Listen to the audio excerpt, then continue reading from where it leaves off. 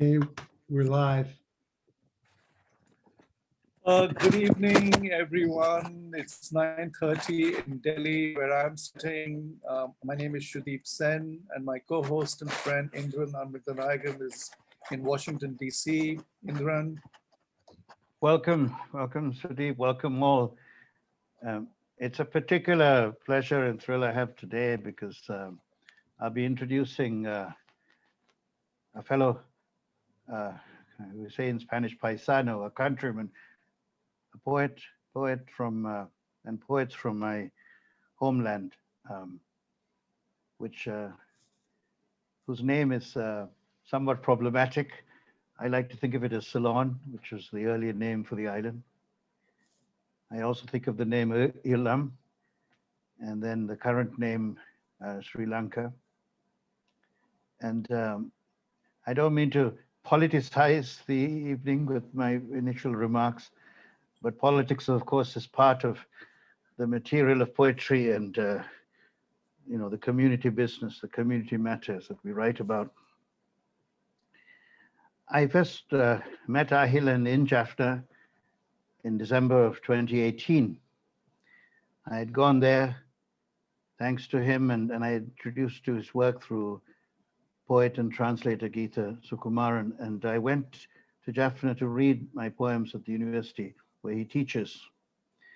A cathartic experience, a very moving experience. And so I have those memories in my mind as I introduce Ahilan.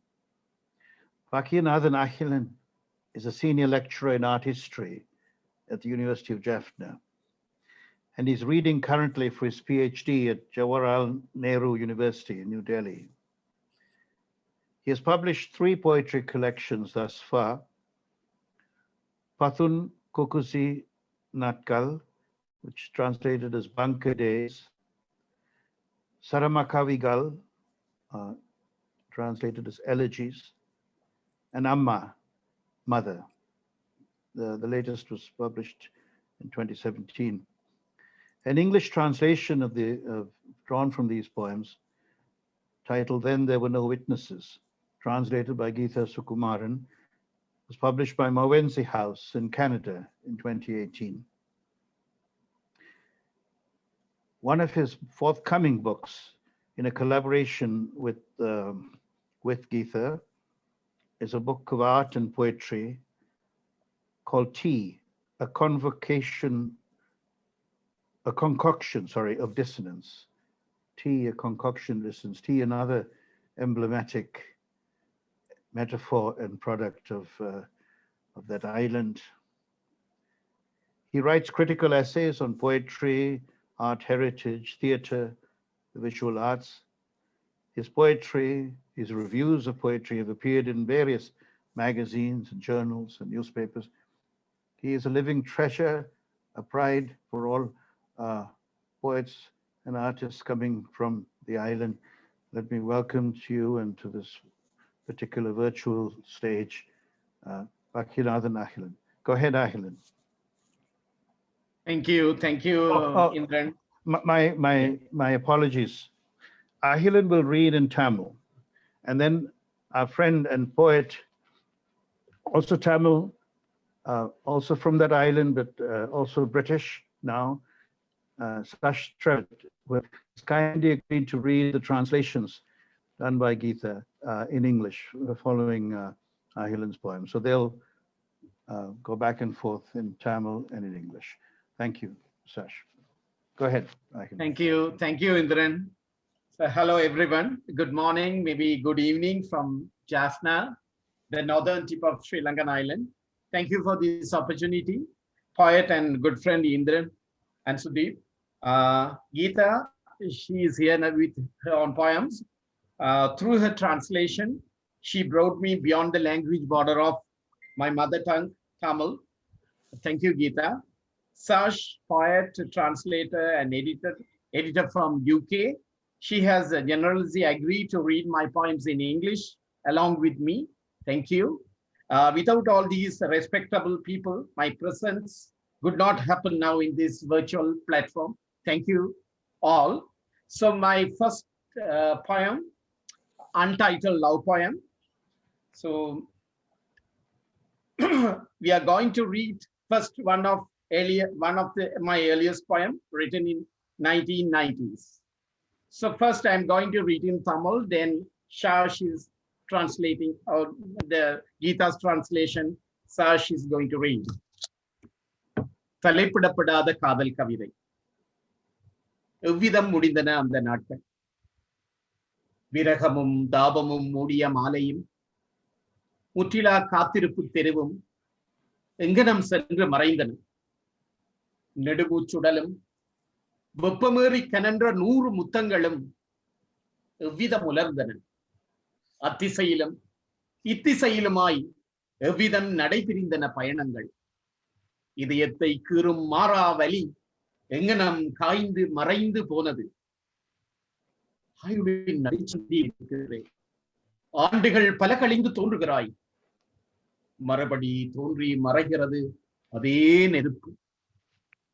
நடுக்கடலில் துடுப்பற்ற படகில் தனித்து போனேன். Over to Shash. An untitled love story too, translated by Geetha Sukumaran. How did those days end? An evening enveloped in anguish and pangs of separation. The street of endless waiting. How did they disappear? The long sigh, 100 fiery burning kisses. How did they wither? How did the journeys fork away in opposite directions? The constant pain that pierced the heart, how did it scab over and heal? I am at the crossroads of life. You appear after many years. The same fire flares up for a moment, then dwindles away. I am left alone, rudderless, on a raft at mid-sea. Thank you. So the second poem, The Great Ancient City, another early poem of mine that remembers the darkest days of my hometown in the 1990s when the war was intense. முந்தை பெருநகர். இழந்து போன அற்புதமான கனவின் நினைவு துயரென படர்கிறது நிலவு.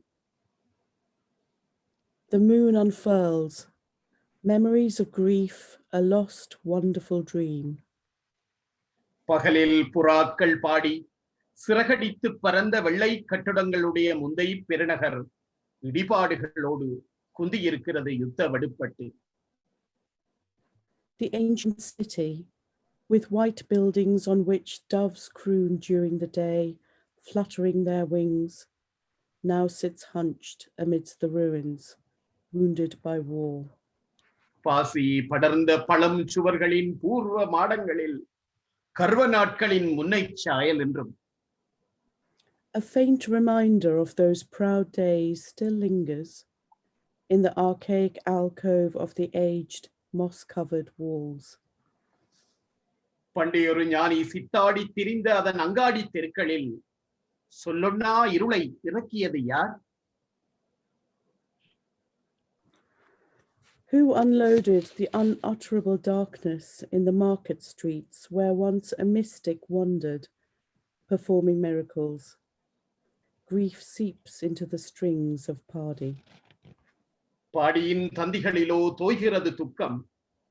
விழாவடங்கிய சதுக்கங்கள் காலபிறந்த ஆங்கில கடிகாபுரம் ஊடே புடைத்தெழுகின்ற பீரியடை கடல் முகத்தில் விழித்திருக்கும் காவலரங்கள் ஓயாது.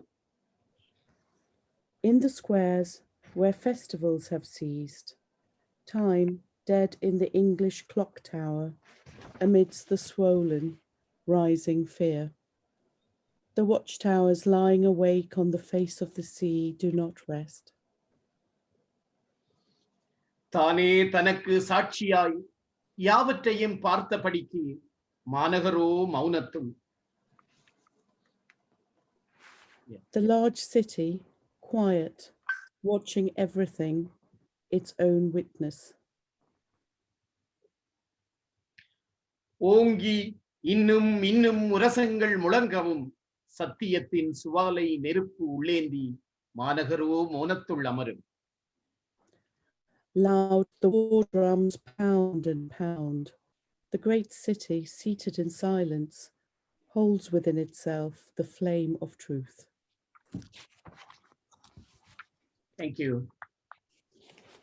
The third poem, Exile Days. The Indian village called Karinagar, one of the small islands around the Jaffna Gulf, had to flee from their ancestral village because of the military operation on Good Friday of the year 1995. Many thanks to Professor Suresh Kanaharaja, who translated this poem for the anthology title.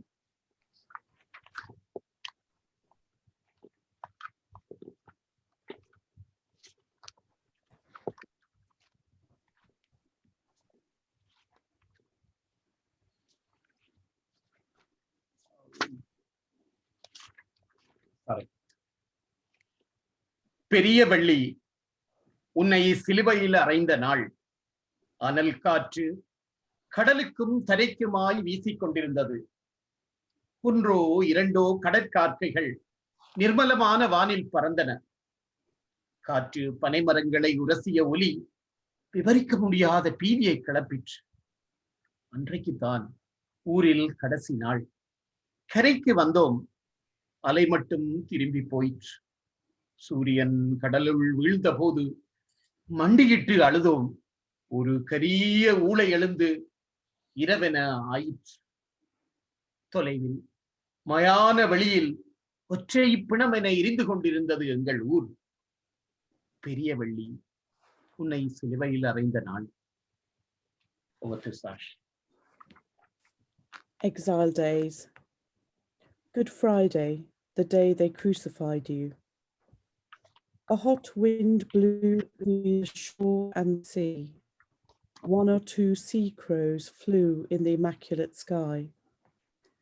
The wind grating the palmara trees whipped up inexpressible horror. That was the last day in our village. We came ashore, only the waves returned. When the sun fell into the sea, we knelt down and wept. An eerie howl rose, became night. In the distance, like a single corpse in the cemetery, burnt our village. Good Friday, the day they crucified you. Thank you. The next one is Antigone. The poem contextualizes Antigone, one of the tragic characters of Greek tragedy, the background of the Sri Lankan civil war. Antigone. இரவு தீபிசின் மேற்கவிழ்கிறது. துரோகம் எழுதப்பட்ட சடலத்தை அடக்கம் செய்பவனும் துரோகனாய் பணிக்கப்பட்டான். ஆனால் அவள் புதைத்தாள் அவனை. காட்டு மணல் புயல் வீச தனியலாய் சகோதரனுக்காய் தானமிட்டாள். தேச குற்றப்பத்திரம் மரணத்தை பரிந்துரைத்தது அவளுக்கு. இளையவள், திருமணமாகாதவள், கடந்த காலங்களின் நினைவுகள் பரிதவிக்க வைத்தன அவளை. கட்டுக்கடங்கா சோகம் பனிகளில் ஏறிற்று. நேசம் ஒன்றுக்காய் வாழ்வறிந்து மரணமேற்று போனார்கள் அண்டிகனிகள் என்பது உன் சரித்திரத்தில் பதிவிடப்பட்டுள்ளதா? Over to Shash. Antigone. Night envelops the island of Thebes. The one burying the corpse smeared with treachery was condemned to be a traitor too. Yet she buried him. As the wild wind blew about, alone she offered sacrifices to the gods. The decree proclaimed treason, sending her to death. Young and unmarried, memories of the past made her despair. Boundless grief soared over the snow-covered mountains. Has it been recorded in your history that Antigones tossed their lives accepting death only for love? Thank you.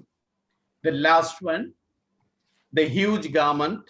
This poem talks about collective and personal traumas metaphorically. பேராடை காரிருளும் கரிய முடிவேடையாது குகை போல் நீண்டு திரண்ட இந்த பேராடையை தீயாலும் வலியாலும் பின்னப்பட்ட காலங்களின் பேரடுக்கினை நினைவுகள் உக்கியும் முளைத்தும் ஊறும் இந்த பாசி துளையை நீக்க முடியாதென்னால். Blacker than pitch, long and dense like an endless cave, this garment, the tears of time woven by fire and pain, this moss hole of memories that rot and sprout anew, I cannot shed. தலைமுறைகளின் விதிரேகைகள் ஓடி புடைத்த இந்த தணல் ஆடையை, சீளும் இரத்தமும் உறைந்து படிந்து கிழிந்த இந்த ஓலச் சட்டையை, யாரும் பூண தயங்கும் நூற்றாண்டுகளின் முள் அங்கியை, கண்ணீராலான இந்த நீருடலை நீக்க முடியுமா என்ன? This ember garment, swollen with the fate lines of generations, this ripped, wailing garb stained with congealed blood and pus, this thorny robe of centuries which no one chooses to wear, this watery body of tears, can anyone shed at all? வேர்விட்டோடி தேகத்தின் மேற்பிணைந்த இன்னொரு தேகத்தை, காயங்களின் பெருங்குடலையை, தேகத்தை துளைத்து உயிர்மேட்டில் ஒட்டி கிடக்கும் இந்த பேராடையை, உலகத்தால் தள்ளி தாளிடப்படும் தீட்டுச் சட்டையை நீங்க முடியுமாயின் என்னையும் நான் நீங்கிச் சென்று மறைவேன். A body rooted in and entangled over another body, a basket of wounds, this huge garment that clings to the mound of life, piercing the body, this polluted garb shunned and locked out by the world. If I could shed, I will disappear, shedding myself. Thank you very much. Thank you, Shash. No, Thank you, it's lovely. Indran. Thank you. Thank you. Thank you. It's brilliant, Wow, brilliant, brilliant. brilliant, brilliant poetry, Ahilan.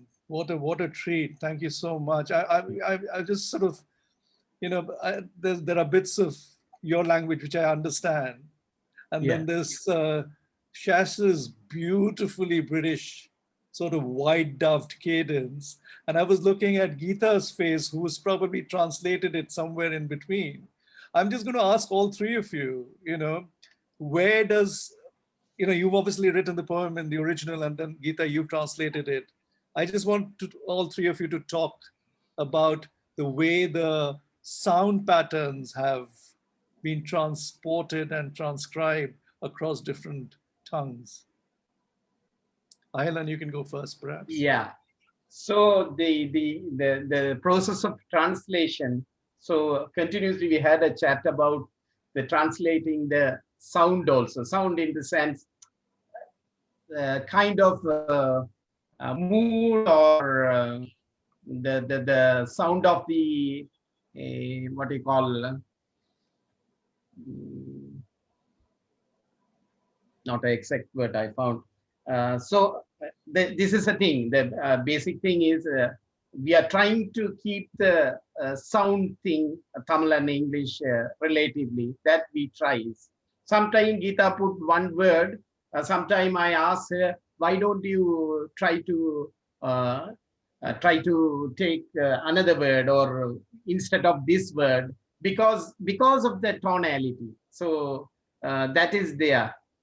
So I think Geetha already brilliantly did that. Geetha? Yes, Sudeep. Actually, it was a process of exchange, as Ahilan said, between our conversations. But I was able to enrich this translation through many of my friends who read these different drafts and who gave me suggestions and ideas, because this is my very first experience in translating. And I was overly sensitive, mainly because these are war poems. And it is so important to stay as close as possible to the original. Of course, any translation, that is one part of it, but being poems that speak about the urgency of war and the violence, I think we have to pay more, a closer attention to to what the poem narrates the experiences. And in that sense, Nidra is here, who went through many of my drafts, and I have so many other friends that I'm so grateful for to make this possible. Sasha, do you have something to add?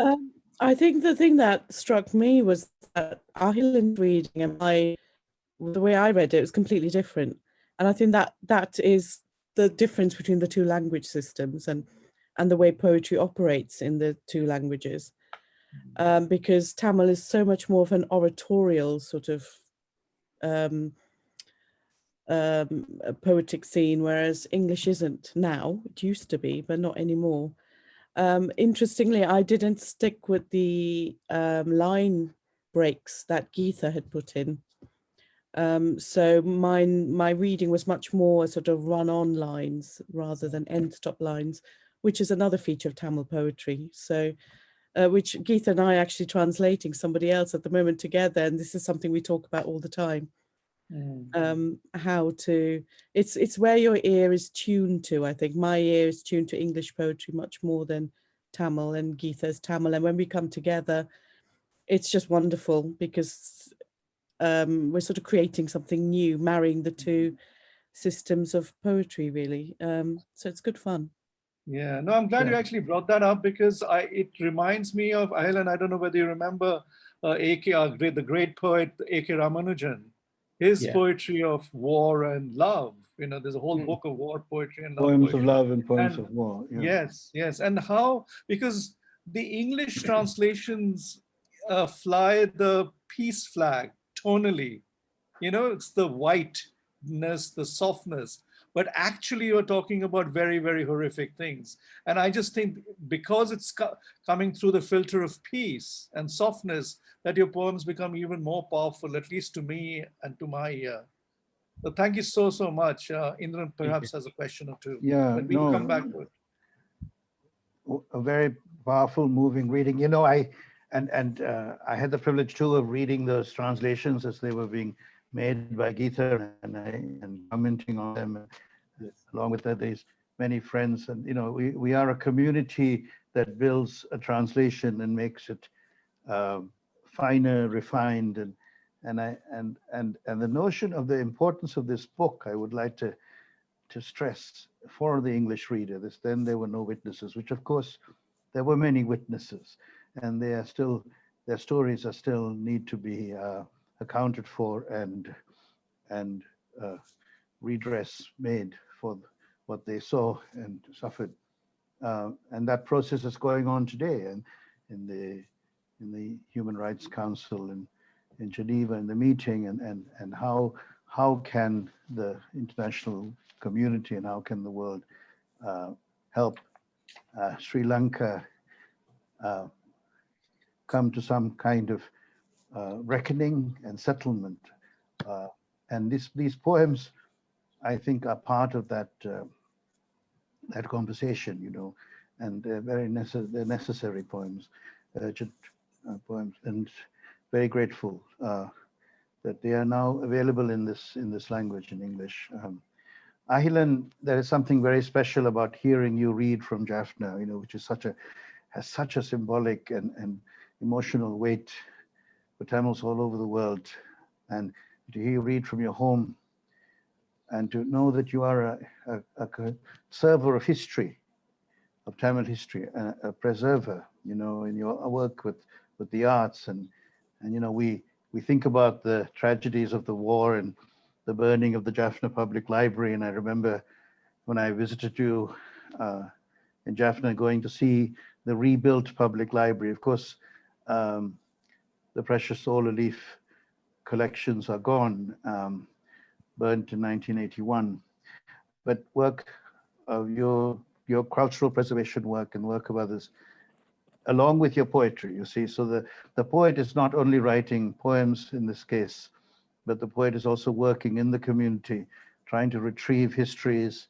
I see your posts in Facebook where you draw attention to some of this history that people don't know about, or some do. Or I mean, I discovered my own history. I mean, when I went back to Sri Lanka on that trip, I remember Thambimuttu, the great poet, Tamil poet who went to England and became the editor and founder of Poetry London. Way back before he left the island, he wrote a poem and a book, which was, I saw a copy of it at the library in Colombo, where he talks about the Palmyra trees and the strafing of the trees by ship, by planes, you know, which was a very eerie image drawn from maybe World War I. When you think about how the Palmyra trees were strafed during the war and all the tops were shaved off, leaving them nude to the sun and dead. And so, you know, there is nothing new. The war is repeated in a sense. So it's very, very important work you do, Ahilan, outside of you as a poet and Geetha and Shash. Thank you. I'll stop there. We can perhaps speak more later. I'll turn it over now to, thank you very, very much, from the bottom of my heart, for this reading. Brilliant. It's preserved. I'm so glad.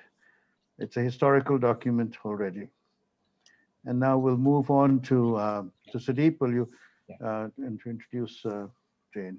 Thanks. So it's my great privilege to introduce Jane King, who I met maybe about 10 or just over 10 years ago. Indran, you said, we should make we shouldn't politicize this, and we're not trying to politicize this at all. But at least you're flying the Sri Lankan flag, and I haven't yet flown the Indian flag, and people in my country are beating me up. I've been flying the St. Lucian flag for some reason. And so we have yet another wonderful St. Lucian poet, Jane King, whose books, Shash, are published in England by People Tree Press, so you can get hold of them very easily. Jane King is a St. Lucian poet whose work has appeared in a number of anthologies of Caribbean poetry and a number of small magazines. She has published 3 books, Into the Center, which won the MC Fine Arts Award in St. Lucia, Fellow Traveler, which won the James Rodway Prize awarded by Derek Walcott, and Performance Anxiety. She's married to the poet and playwright Kendall Hippolyte, who's also here, who's another incredibly fine poet, and they live in this beautiful, magical, paradisical island of St. Lucia. Unfair, but there they are. Jane, all yours. Oh, thank you. Okay, I chose 10. I hope it stays within your 12 minutes. The first one I'm going to do is Fellow Traveler. You hear the rain crossing the valley. You know it will strike us quite soon. You know how this damn roof is leaking? Well, of course you must know. For you hold it yourself when the winds start to blow, on the day that you said the damn walls hold you in and you feel like you're dead and you've gone on the roof there to dance. You said how you were sure if you climbed right up high, felt the sun right above you, your hair in the sky, you would see far, far, that the walls block you up, that the walls pour you in, and you danced and you laughed. Now I was afraid you would fall down. You said no. And so what if I do? It's just safety you want? I have things I must see, and I can't keep on thinking about you. But you knew I would stay here inside it. You knew I would wait here for you. Now I wait and have waited and will wait. But my dancer, the rain's coming in. You see how that big storm is brewing? Where's my shelter? I drown in again. You see you, dancer, big smile on your beautiful mouth. You see you, seeker, fix the roof, or is I moving out?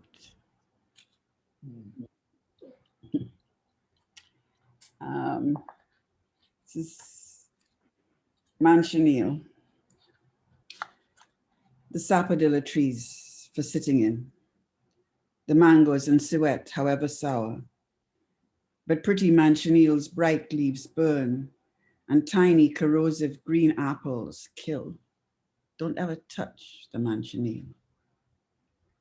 The languid afternoons for rest, fresh-bathed children taken for walks, white socks, pennies to spend, tamarind balls, salt prunes, always the salt, the sour, the sweet, and the awakening.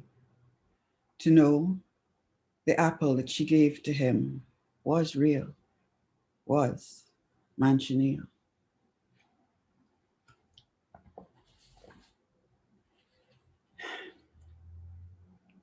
This one is for Fergus. When Fergus was dying, I had this fantasy that when some people die, they ought to leave spaces like holes in the air where they used to be. Walking around quite normally, we'd stumble on these places and choke and gasp and vacuum till the realization, oh, this is where he was. We need true memories, not just vague traces. But well before he died, I'd feel a soul-deep irritation when he would try to drift and they would shake him, trying to wring a little more life from him. I wanted him to go with peaceful celebration. I touched his body after they'd roped it in a sheet so porters could sling it casually onto a barrow. He was not in it, though we felt him there in the room. And walking down a common Castries street later, I wanted to sing, feeling his sudden joyous presence everywhere. From far beyond his death, amazed, he sent a living blessing, tingling through the air.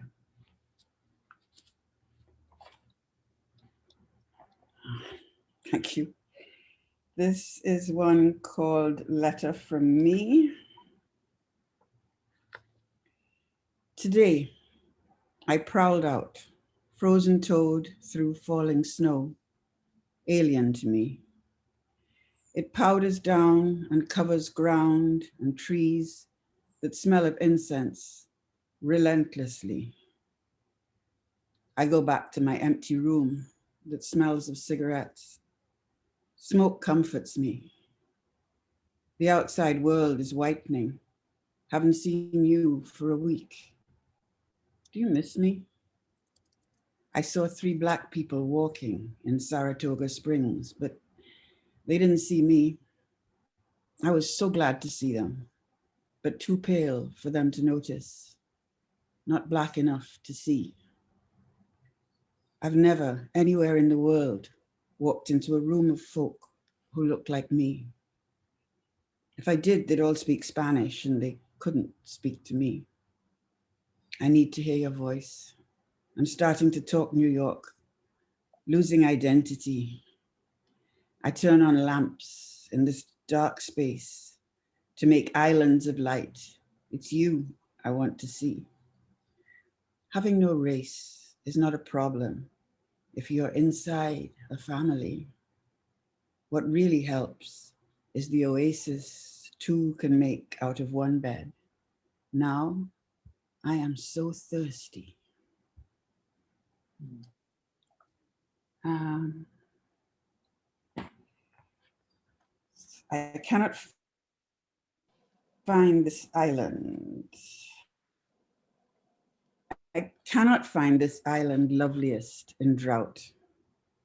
I love it best, all silver green with rain, when clouds creep off La Saucière and down the Morne.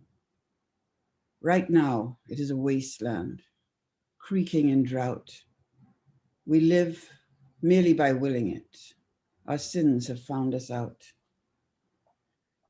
I wish I was a priestess in some vast Pyrrhic cult, dancing howling round a churning fire that never would go out, burning sweet smoke to join a cloud and make a path through doubt, bawling incantations, screaming rain, to see this island once again, emerald, shooting rainbows through the rain, shimmering in silver cloud rings, or moonlit midnight's deep sapphire with silver leaping in fish flashes from the blackened sea.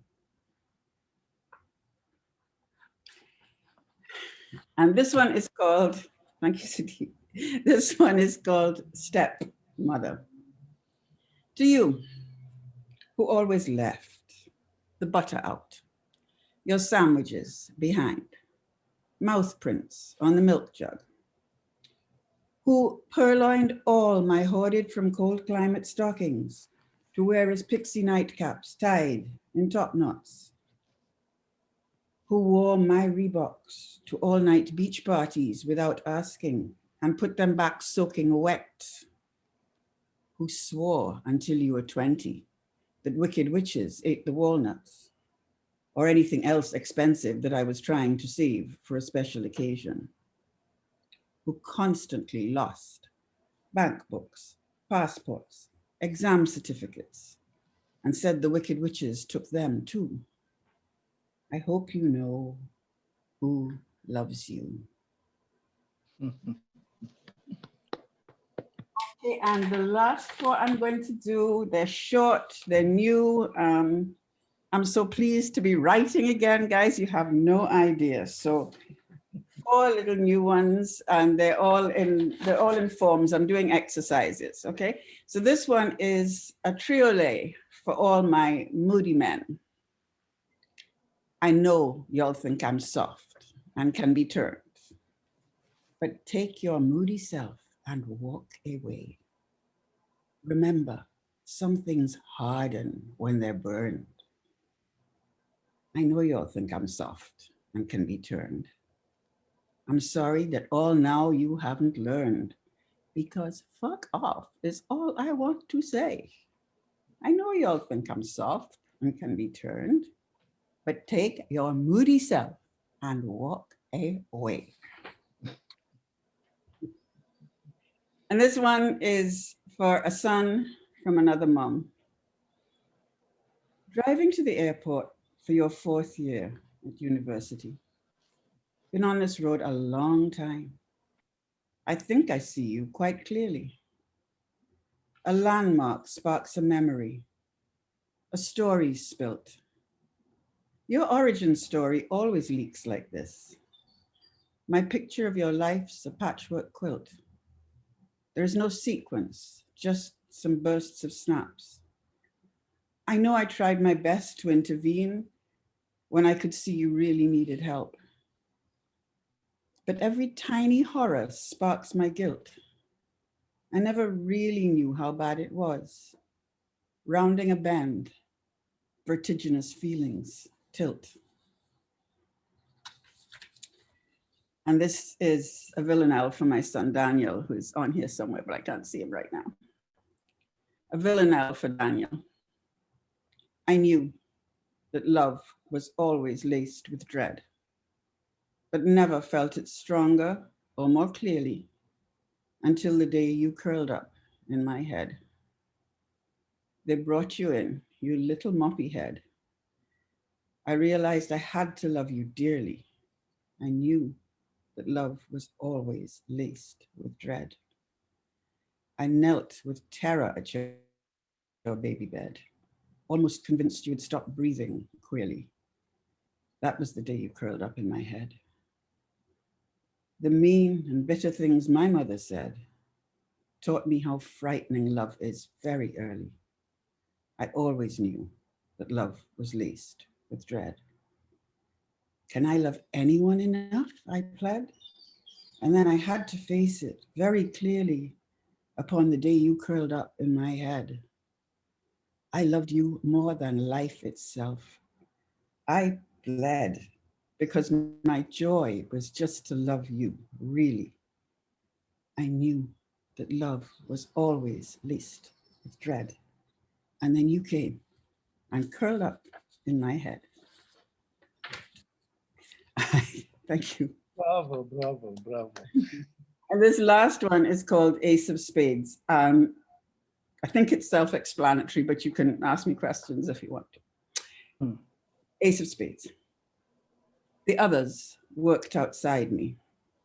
I, tucked in myself, was trying to die. I did not want to eat or drink, be stuck with IVs, walk or think. They'd try to talk. I'd only hear weird vocalizing, quacking, queer. I turned away, I faced the wall. I did not want the world at all. And there he lay, my lovely death, so gently waiting. Breathed my breath, I felt his own upon my face. Such tenderness, such loving grace. If now's my time to go with you, this time I can. It's okay, boo. Thank you. Wonderful. Thank you. Wonderful, Jane. Thank you very much. Thank you. Thank you. You know, it's such a, Sorry, go ahead. sorry, it's such a pleasure to hear the song in words, you know, and to hear word song unashamedly expressed and uttered. You know, we have so many types of poetry, and so much of it is prose. This distinctly is not, and I'm very grateful for that. And just some lovely lines throughout, you know, throughout your work, including in your new work. And there's such a this lovely line about that love was always laced with dread. True, universal truth there. Thank you, Jane. I'm curious about whether your music is part of the sort of zeitgeist of poetry born in the islands or in St. Lucia or in the islands generally, or in the way poetry is understood in the Caribbean as opposed to in the United States or in India or so. I mean, there is, you know, I remember Walcott saying, "Donde está la música?" You know, where is the music? So I wonder if how much of that is part of the sort of way poets, as they grow up, are acculturated into understand. You know, if they're not making the music, they should get out of the kitchen, so to speak. Could you reflect a little bit on that? Yeah. I suppose I like rhyme. I like rhyme. I like rhythm. And I've been in workshops with Derek, and he always said, yeah, it's not a disease, you know, you're allowed to use it. And there was such a feeling when I was young that we should be turning away from it, that, you know, we didn't need these old forms and so on. But and I know I've written about this before, but form is very helpful for me as a way of, I think I need the discipline. I need, there's all this emotion that's flying all over the place. And I need, a form helps me to catch it in a way that I can hold it together and make it feel more disciplined, make it feel, yeah. So I think I very often just start with the form and then see what flows into it.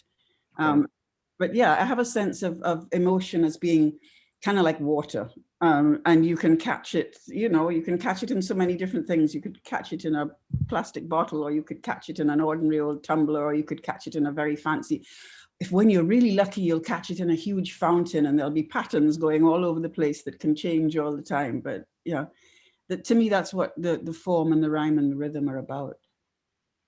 I don't know. It's interesting because this wasn't planned this way. You know, Indran usually chooses 2 poets, and I choose 2 poets for every episode. And we didn't plan on choosing poets from islands at all. But as it turns out, it's been almost like that. And, you know, I'm sort of thinking Victor could be Havana, so it's sort of sea. So there's a lot of water in all your poetry, and water, which is sort of both a symbol of form and formlessness. And water, which is all water, which contains your island, defines your boundary, as well as it is sort of plasmic in a sense. I'd like you to, because there's a lot of water and also the element of light in your poetry. Do you want to reflect on that a little bit? Apart from the fact that it was so nice to hear, have some humor finally. We are also serious, so thank you for making us laugh at the same time. But yes, do reflect on the water and the light. I haven't really thought about the light, honestly. I'm kind of stuck here, Sudeep. I didn't notice there was a lot of light. Ask me another question. It's okay. Don't worry. What about a person? I mean, obviously, a person like Walcott is such an overarching presence in St. Lucian poetry. Does it? You don't have to answer this because I think partly I know answers from various colleagues of yours, but a presence like that, does it sort of make it difficult for other poets to write from that island? And considering the island is so small, yet at the same time, you all have produced such fabulous poetry from that small space. I don't think it makes it difficult, no. I mean, I couldn't imagine anyone trying to compete with Walcott. It would be sort of like trying to compete with Shakespeare, wouldn't it? I mean, Walcott has such a complete, absolute set of work. But he was always so generous with his time, as you know. I mean, he did workshops, he had us round, he talked, he created spaces where poets would gather and talk and discuss their work. And he if anything, he made it easier to just see poetry as something that was natural and normal. And yes, rhyme and rhythm is something that's natural and normal. He wanted it done well. He was very fussy about, he wasn't very forgiving. If, I can remember him going at somebody in a workshop about, how can you draw that metaphor? Every metaphor has to be something that can be drawn. It has to be tangible. And he, really didn't like these wishy-washy comparisons. Yeah. Thank you. Thank you. Yes, he was brutally loving. I think that's the oxymoron one can use for Walcott when it came to him as a poet and him as a colleague and him as a mentor, certainly. Thank you, Jane. That was wonderful. Thank you. Thank you. Thank you. Yes, and Jane's books are available through People Tree Press. You can just go online, as is many people around here. John's, Kendall's, some of mine too, actually. Some of my old work is, they're a wonderful, wonderful press. Winning lots of awards now. Bernadine Evaristo, who won the Booker Prize last year, her first book of poetry was published by People Tree as well. Monique has just won the Costa Award. That's been published by People Tree as well. So support small presses, please. Victor, another dear friend, old friend, Victor and Katherine, I think of them as they are a couple. I don't think of them as a couple, they are a couple. But when I first met Victor, I didn't meet Katherine. We met in Romania at a festival. And of course, as things are at festivals, you exchange books, you read, you walk together, you eat together, you drink together, and so on.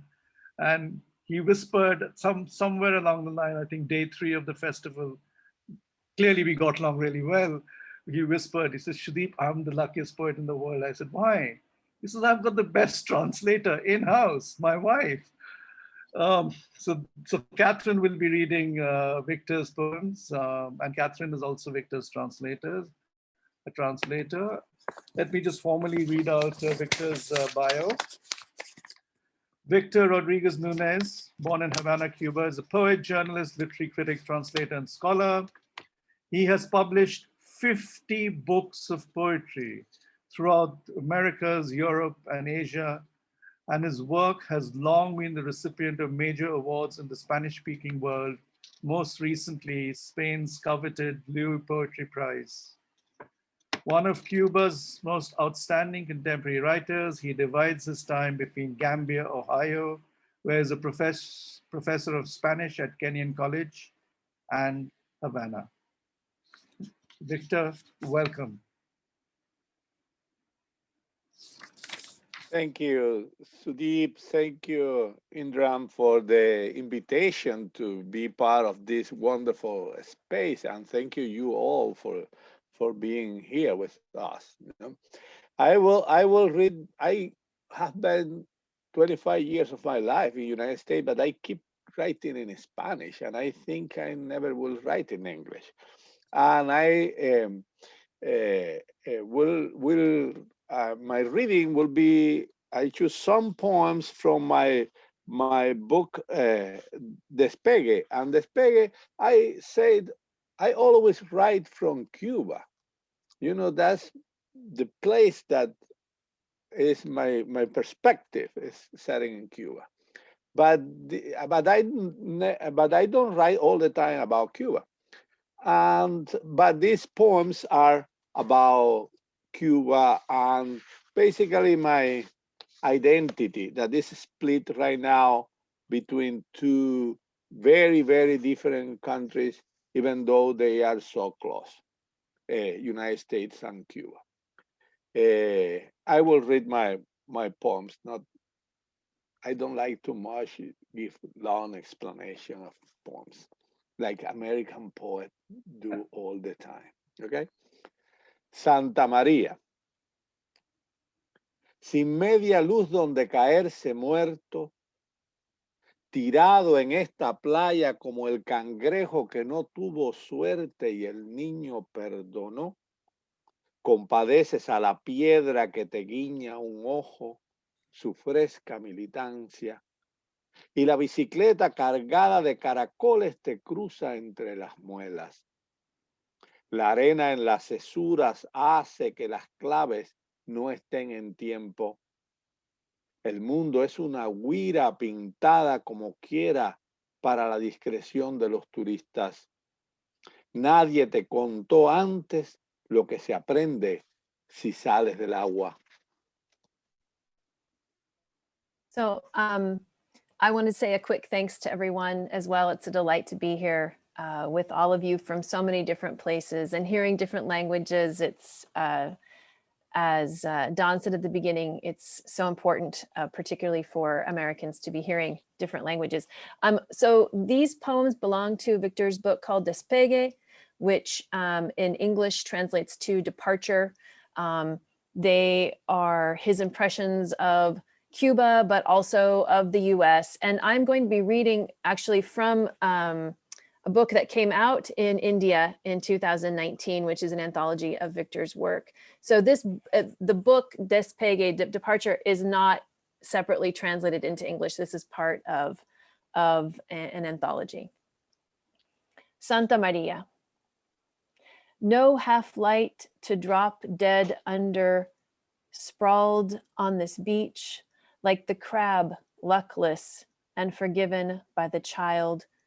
You feel for the stone that winks at you, its fresh militancy, and the bicycle chock full of seashells crosses you between claws. The sand in Cisuras puts the claves off beat.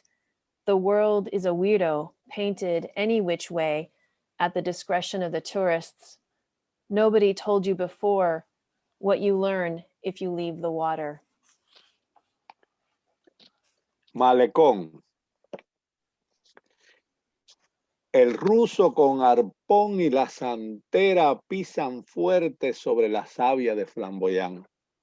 No hay sentido común, solo hollar la belleza.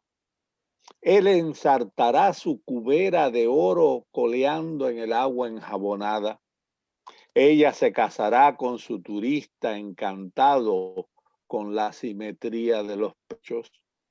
Todo en la misma tarde en que el sol decidió quedarse fijo. Sin embargo, la lluvia se apersona, se filtra entre las ruinas. Cuando la noche vuelva encontrará desilusión en sal. Malecón. The Russian with his harpoon and the santera trample the flamboyant tree pitch. There's no common sense, only treading on beauty. He'll string his cubera snapper, wagging its tail in the soapy water. She'll marry her tourist, bewitched by the asymmetry of her breasts. All of it on the same evening when the sun decided to stay still. Still, the rain appears in person, leaks among the ruins. When night returns, it will find disillusion and salt. Vuelo 1. Un vuelo sin destino, sin origen, como bala de plata en la boca del lobo. La nostalgia agrumada, nubarrón, claridad turbulenta, a bordo del vacío en su piel de majá. Una pluma en la elipse de la noche, la violencia cubierta con maleza celeste, fijeza inalcanzable, trayectoria. Como rayo de albur adentrarse en el día. En el destierro también amanece. Flight 1. A flight, no destination, no origin, like a silver bullet in the wolf's mouth. Nostalgia, clumpy storm cloud, clarity turbulent. Aboard the void in its maha skin, a feather in night's ellipse. Violence shrouded in celestial underbrush. Fixedness, unreachable trajectory, like a bolt of fate, to go deep into the day. In exile, it also dawns.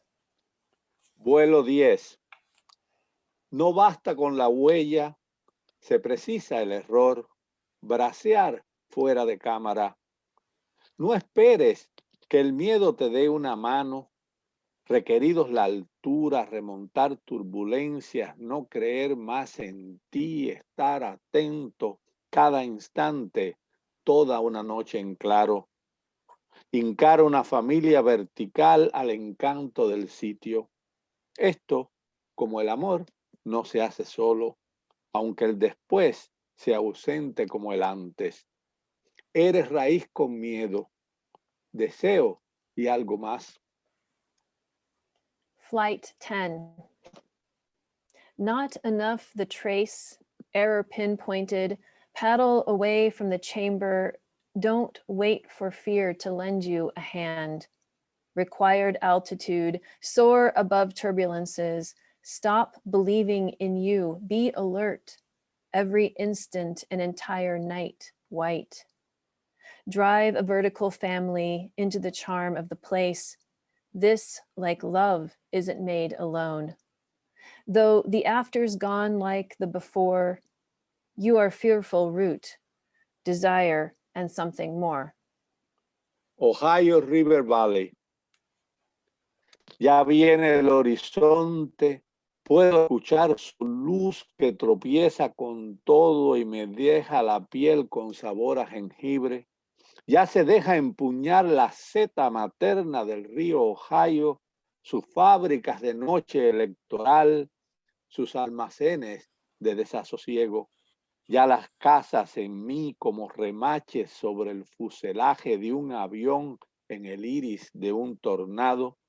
Y el descenso hacia ti, sonrisa izquierda y el abrigo que me empieza a extrañar.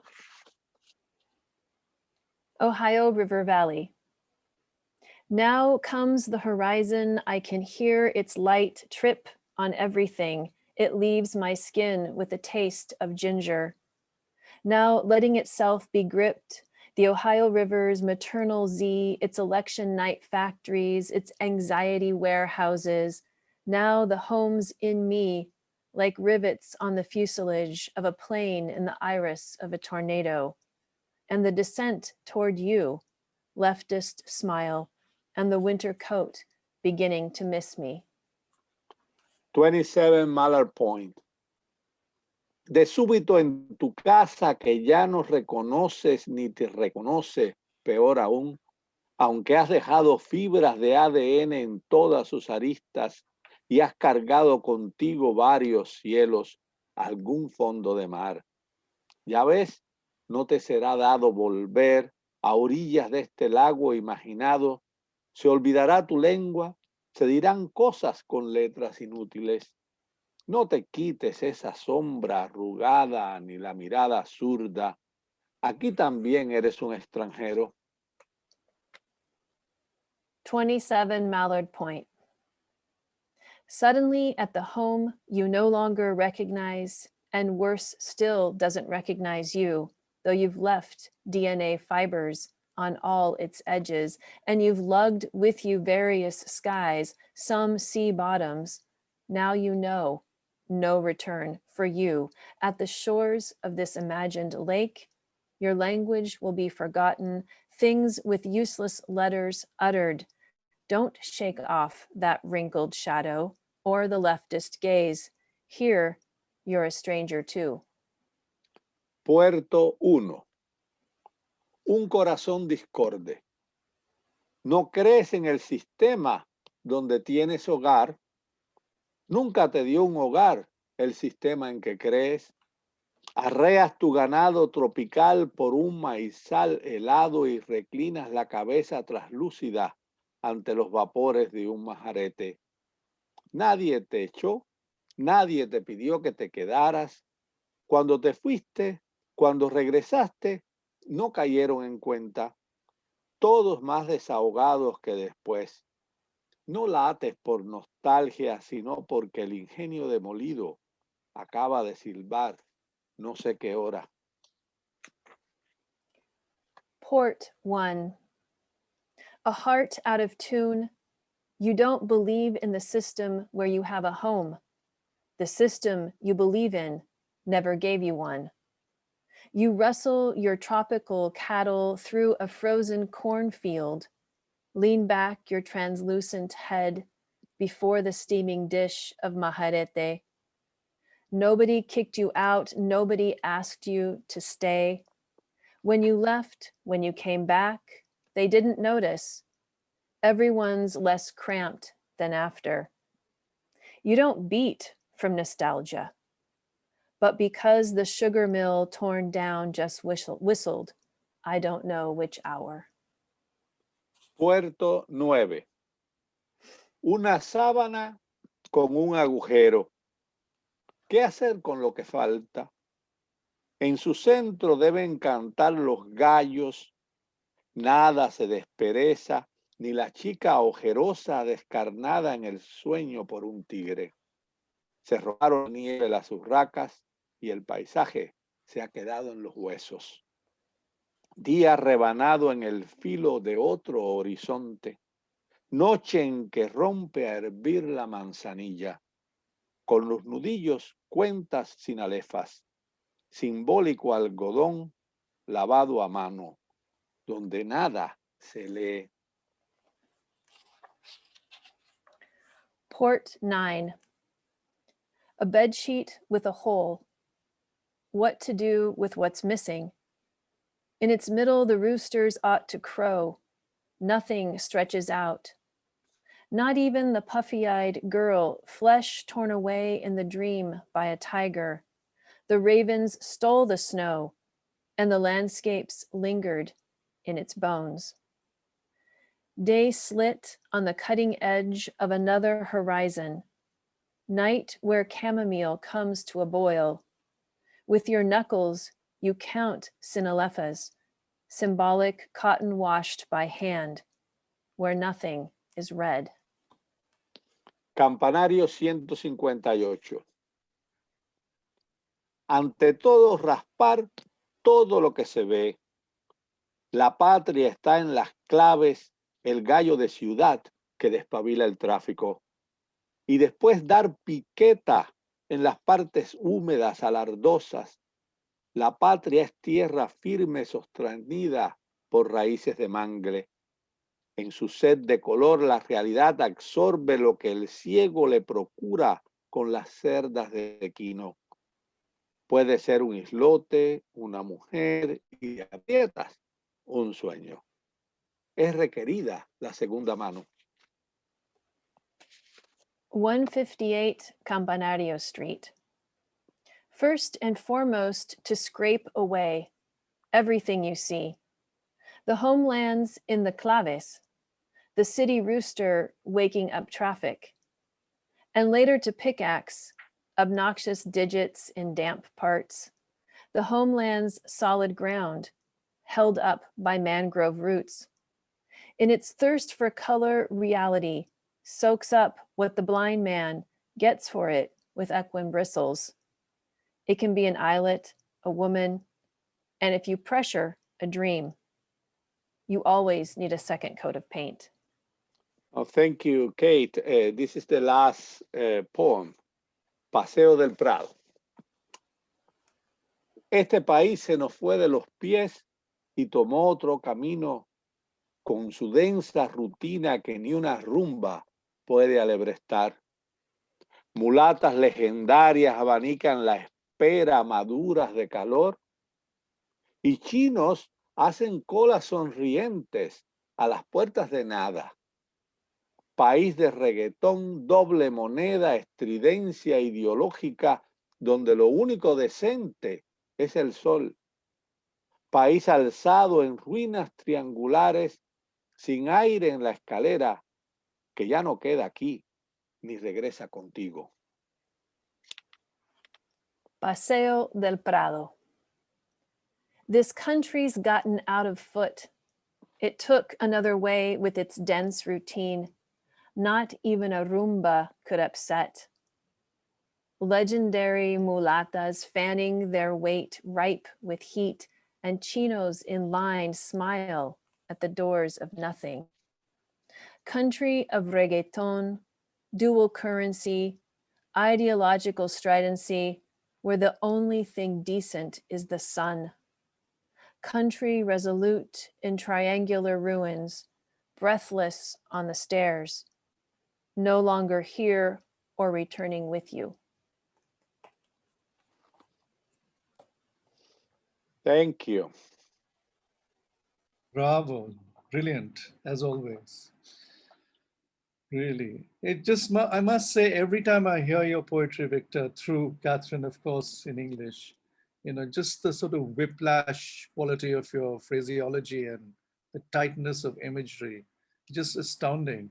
And when you see his poetry on the page, many of his poems are, kind of staccato, the lines are spread out, but it doesn't matter because, when you read it, it all beautifully, seamlessly joins together.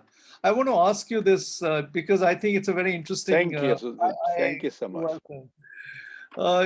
I've asked you this privately before, but I think it's you both should answer this publicly again. Husband-wife team is fraught with blessings and dangers, of course. I know she's the best translator in the world for you, Victor, but at what stage do you show her your poems? I mean, is it that you've finished your 5th draft or the 6th draft and you finish the poem and then Katherine gets to see it? Or does she see it before? And the reason I ask this is because if she does see it before, then she may be influencing your final product. She does all the time. Even though I write in Spanish, I really don't know what language I'm writing right now. In my head, there is no boundary between Spanish and English. And many times I ask her, Kate, what do you think this? How do you translate this into English? And in the other way, Kate asked me do a translation, and she's struggling with a certain word, and she asked me and say the right word in English. But basically our exchange is really, really deep. It's not just a passive, the active and passive, bipolar relationship. We have become just one writer, I think. Wonderful. Kate have something to say about Yes. this. Kate. Yeah, I mean, I would just agree with that. And I mean, that's a process, right? I think at the beginning, it was very much him having a finished product and then me putting that into English. But as our relationship, our intellectual relationship has developed, that has changed too. And I do think that I'm a trusted reader of his work in Spanish as well. He'll often ask me, will you just read this as a reader in Spanish and tell me what you think, right? And so then that, it's a very difficult relationship in the sense that I know what he's writing about intimately because he's writing about me. He's writing about our life. He's writing about things that I see as well every day. And so to kind of defamiliarize that as well is a difficult task. But I do think, somebody said the rhythmic quality comes through in the English as well. That's something that I work very, very hard at because it is such an important part of Victor's work. Meter or syllabic meter in his case is such an important part of his work that I can't really do that the same way. And I don't really want to do that the same way in English, but attempting to create a rhythm that is akin to that is probably the most important thing for me when I'm translating his work. Jane says something really interesting to me about that you use rhyme and you use, let's say, a very close form in order to help yourself even to write. I do the same thing, but I don't use, Jane, I don't use the rhyme. Why? Because I want to keep the kind of conversational tone, use a kind of language that rhyme is a dissociation for me. But basically, what you do is what I am doing. Rhyme or not rhyme doesn't matter. Is to have produce a poetry with the everyday language, with a conversation, but use very close and very established form. I use in all these poems, I use the sonnet in Spanish. They are sonnet with everything but rhyme. And even rhymes are natural, happen in the language, and even I change the meaning of a line because there is a rhyme. It's not because I'm against the rhyme. It's because I have a goal. I put that.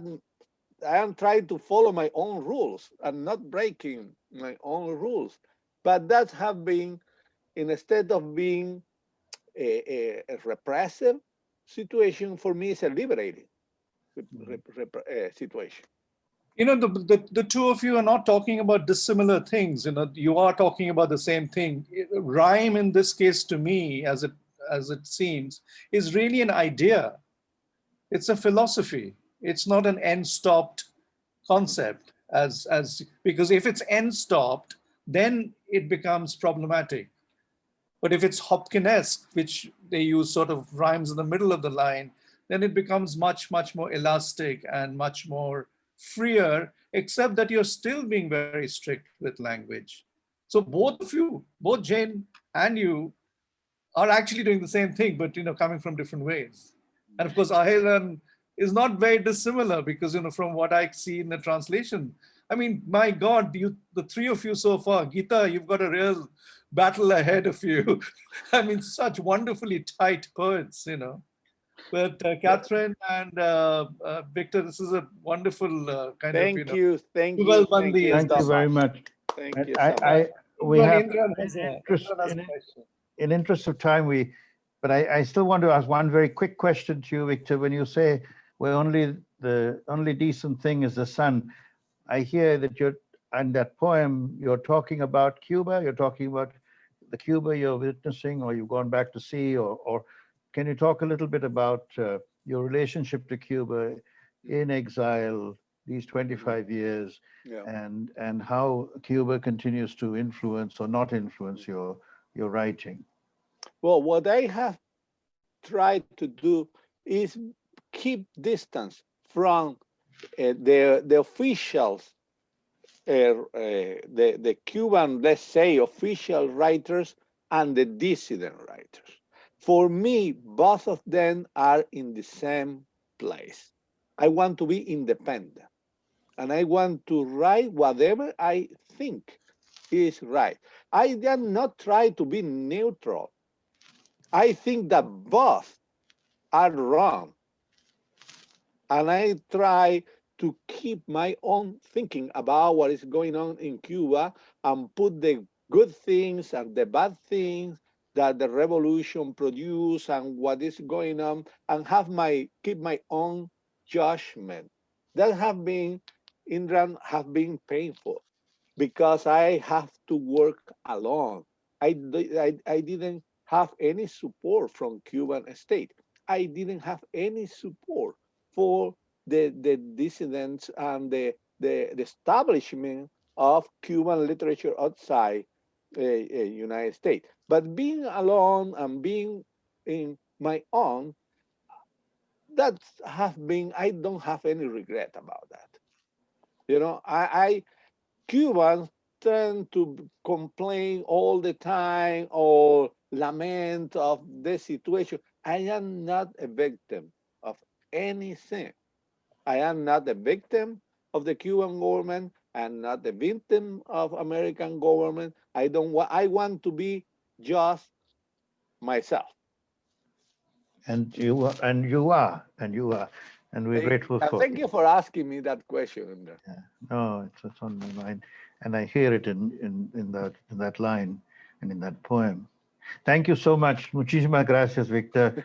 Un gran placer. De nada, amigo.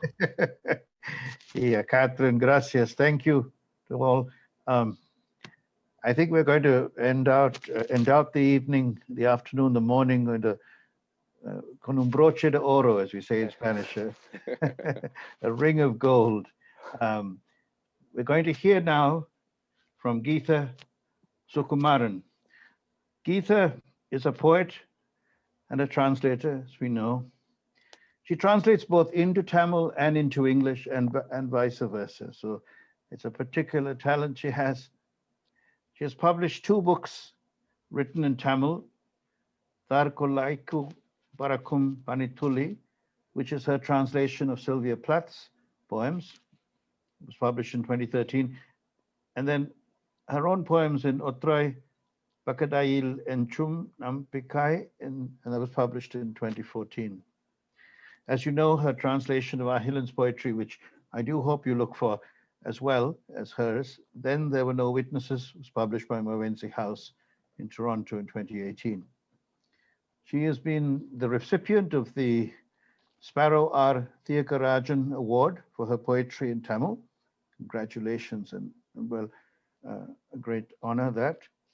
She is a doctoral student in humanities at York University in Toronto, and she is a wonderful essayist as well, and a commentator. Her prologue to Then There Were No Witnesses is a work of art in itself, and worth reading, and knowledge of and understanding the context of where Tamil poetry is coming from, who is writing it.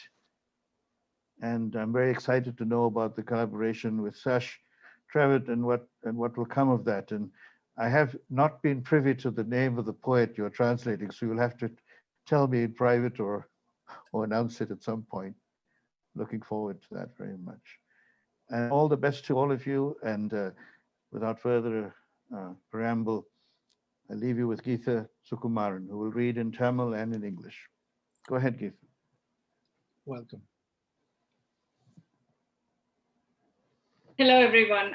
Thank you, Indran, for inviting me to this session of such admirable readers and translators. It's such an enriching conversation, as well as beautiful musical poetry. Since I'm the last reader, Indran, ring the bell if I go over my time limit. Feel free.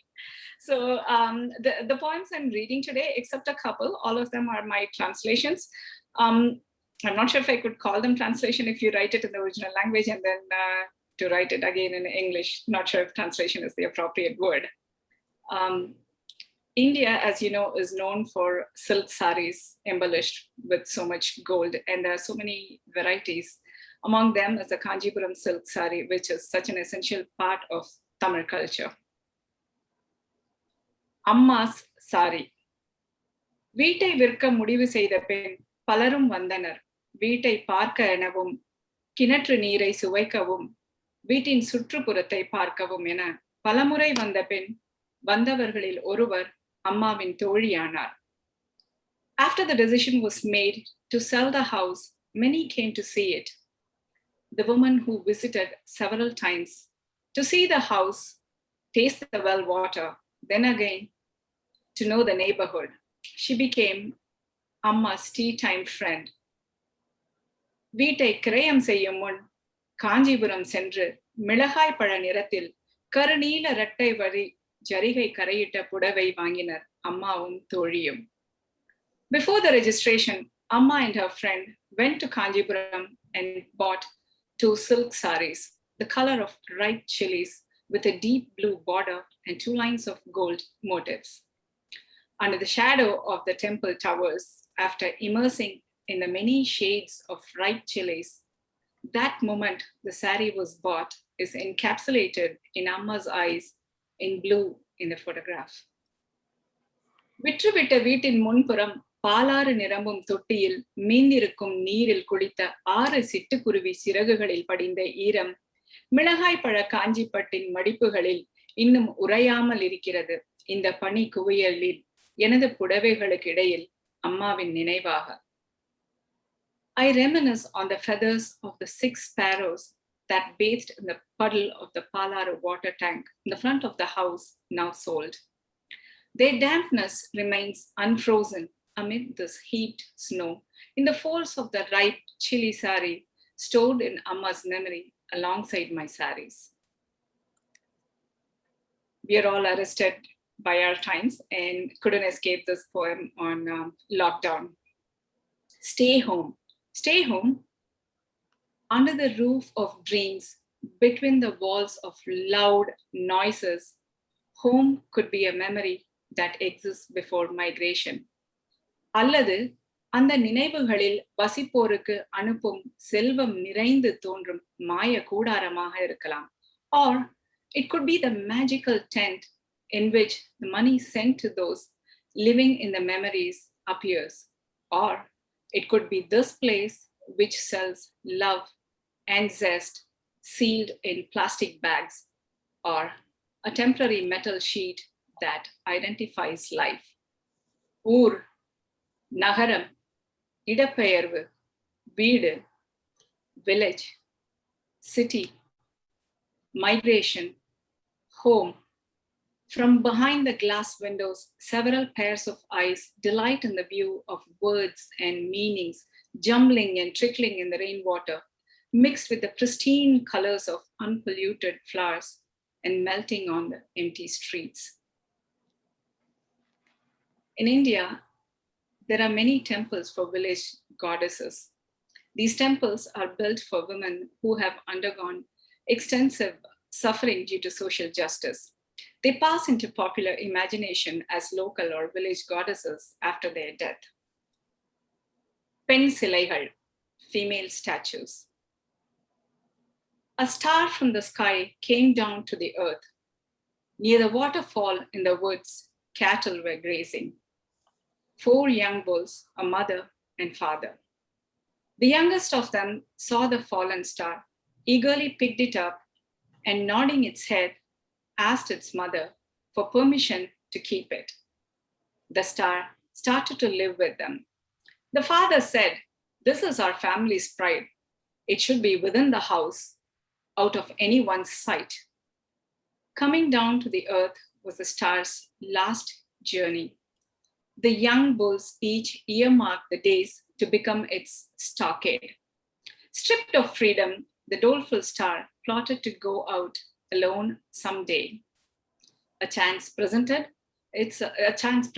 itself, and the star stepped out alone into the street. From the day it had come, a pack of wolves had been eyeing it with desire. They groped it, and the star shuddered. As its luster rose and fell in fear, the frenzied wolves plundered it, leaving only the soul to wander before they made a run for it. The young bulls who went out brought back home the shattered star. The blemished star will not bring us pride, the father said. What life was left, the young bulls took. The star's light, however, did not fade. The bulls planted it inside a shack and paid it a visit every day. As guilt turned to fear, they started to worship the star. The shack became a tower, the star a stone statue. Learning to tell someone its story, it would moan in low notes, but the belled cattle could never hear it. Only the pigeons heard the statue's sorry tale and spun it into a song. With streaming eyes, the statue kept counting endlessly the new towers housing crushed stars. Along with the ritual bath waters, the numbers went gushing by. And then one day, yet another star was crushed. This time, no temple. The law arose. Satisfied, the statue stopped its counting without knowing that stars still keep getting crushed silently. The next poem is about locally grown vegetables, fruits. Many of you may already know Canada admits like about 60,000 seasonal agricultural workers, laborers from countries such as Jamaica and Mexico. Their precarious lives and poor living conditions have become worse with COVID. This poem connects immigrant gardens, home gardens, consumerism, and these workers. Seeds. இந்த முறை எனது பச்சை பெட்டியில் இருந்தன நீல பெட்டியில் எப்போதும் வைக்கப்பட்ட விதைகள். அதற்கு முன் இருந்த பெட்டி கருப்பாக இருக்கலாம், நினைவில் இல்லை. This time they were in my green suitcase, the seeds that were always in my blue suitcase. The suitcase before that was probably black, I don't remember. Every year, when the suitcase colors don't change, the seeds upper packs by ripping the newspaper and folding it into rectangles do not change. Basil, amaranth, bitter melon, chili, Indian spinach. The names are muted in Appa's handwriting on every rectangle. ஒவ்வொரு கோடையிலும் விதைகளை பிரிக்கையில் மங்கலாய் அவிழும் பழிப்பேறிய தாள்களில் பழைய செய்திகள் காலம் கடந்திருக்கும். News of the past remains antiquated in the faded papers that unfold when I open the seeds each summer. Without fail, I told Appa about the okra, hibiscus, and the amaranth harvested in the short summer of this snowland that are cheaper than my garden expenses. ஆனால் நான் சொல்லவில்லை அப்பாவிடம். But I never told Appa about the stifling rooms of the temporary migrant farm workers, extending from the tracks of the footprints of the colonial coolies, watering the amaranth in this vast winterland cleared of the natives. எனது சமையற்கட்டு இழுபறையின் இருட்டினுள் செய்திகளோடு மக்கும் விதைகளையும், about the seeds rotting alongside the news in the darkness of my kitchen drawers. In the North Indian Bhakti tradition or devotional culture, Radha is the consort of Krishna, while in the Tamil tradition, Nappinai is the wife of Krishna. In spirituality, she is the human soul longing to unite with Krishna, the god. Mayavan is another epithet to Krishna. This poem is about the human contours of love that reverses the roles of Krishna and Nappinai. Mayavan's memory. From you, I learned the language of immense love. I fail in my attempts to contain it within words. So I caress your eyebrows with my lips. In its tender quivering, your earlobes redden. As my tongue folds and sweeps in, your eyes tear, nose flares up, and the mouth ignites. The heart mellows when I go away, says Nappinai, leaving Mayavan marooned in that memory.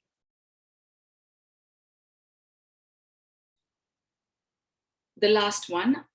Living in Toronto, one cannot avoid conversations about conflicts, wars, and violence. At the groceries, hospitals, takeouts, banks, even at the most unexpected spaces and gatherings, someone always tells me a story from their traumatic past in my language or in broken English. This poem is one such conversation between two women who share the same workspace and are from different worlds. One is an economic migrant, the other a refugee. Urayadal, a conversation. The woman tending to the garden terrace at my workplace told me her wages for watering unfamiliar plants while recollecting her memories in unaccustomed English. As bombs fell, dust that rises up from people scattering penetrated my eyes, obscuring the path. Treading through the midnight darkness, we reached a shelter. எண்ணெய் இல்லா சட்டியில் cement சுவருக்கும் மண்ணுக்கும் இடையில் முளைத்த rosemary இலையும் துவர் மணி தக்காளியும் வெந்து சுருள்கையில் அண்டை பெண்ணிடம் கருவேப்பிலை தந்து மா பெற்று அழிக்க முடியா எமது உயிர்களை பெருக்கினேன். சொன்னவளின் விரல்களில் தொட்டி மண் ஒட்டி கிடக்க தொடர்ந்தாள். In the oilless pan, rosemary cooks with sunberry leaves I had found between the crevices of the cement wall. I exchanged curry leaves with flour to nurture our lives, which refused to yield, she continued, her fingers covered with pot soil. எனது காலடியிலிருந்து உதறி பிடுங்கப்பட்ட யாரும் மீட்க இயலா நிலம் மூலிகை வேர்களிலும் கீரை தண்டுகளிலும் துவண்டு கைப்பிடிக்குள் அடங்கி எழுந்தது. The ground grabbed from my feet that cannot be reclaimed by anyone, clings to the roots of spinach stalks and herbs swelling in my palm. As her wringing hands and moist eyelashes uncover the rest of her experiences, lines of water descended from the sky. When my heart mellowed, forgetting her pain momentarily, trying to make a poem about the smell of rain that is the same across the earth. நனைந்து கொண்டே நீர் பருகும் புது cement வாசமும் தகட்டு மணமும் எல்லா ஊர்களிலும் ஒன்றுதான் அகதிகளின் வீடாகியதால் என்று சொல்லியபடி சென்றாள். Drenched in the rain, walking past me, she said, the smell of new cement and aluminum sheets that drink water is the same in all cities as they become home to refugees. Thank you.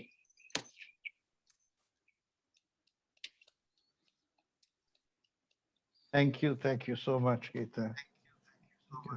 I have so many thoughts about this conversation you write about in that last poem. I mean, the refugee and the economic migrant, and you bring that to us, the dilemmas, the differences, the thought. Migration, the poetry of migration, Ramanujan gave that phrase to me a long time ago.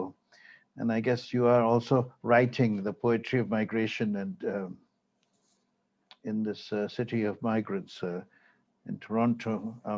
Can you talk about how your poetry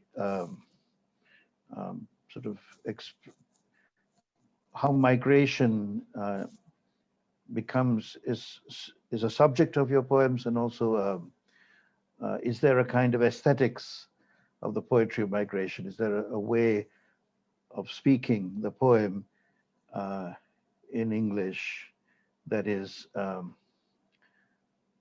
that depends on migration? In other words, it couldn't be written by anybody other than a migrant, or the subject couldn't be anything other than migration. I hope my question is not too bizarre.